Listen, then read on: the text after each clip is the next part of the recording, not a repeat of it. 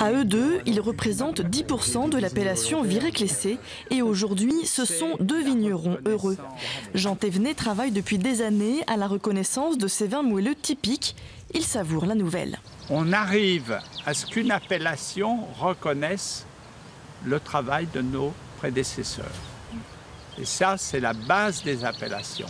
On reconnaît un terroir, on reconnaît des usages, on reconnaît ce qui s'est fait, ce que l'on continue de faire. Pour obtenir la mention levrouté, le nouveau cahier des charges est précis.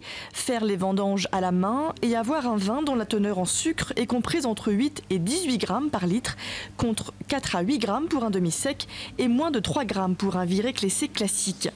Franck Michel produit 12 000 bouteilles de levrouté par an, une goutte d'eau dans la production totale de vins de Bourgogne. On est sur des vins dans lesquels on a un petit côté moelleux, mais où on garde quand même de la fraîcheur, de la minéralité et de l'acidité. Donc c'est pas pâteux sirupeux, quoi. Ça reste très équilibré. Pour lui aussi, c'est une vraie fierté et le symbole de la continuité d'un savoir-faire ancestral. C'est une reconnaissance de notre travail et c'est finalement un petit peu l'adaptation à ce qui se passe effectivement d'un cadre légal qui lui avait changé. Alors que nous, on n'avait rien changé dans nos façons de travailler et qu'on fait ça depuis... ça se fait sur l'appellation depuis la nuit des temps. En effet, les premières traces de vendanges levroutées à Viré-Clessé remontent au XVIIIe siècle.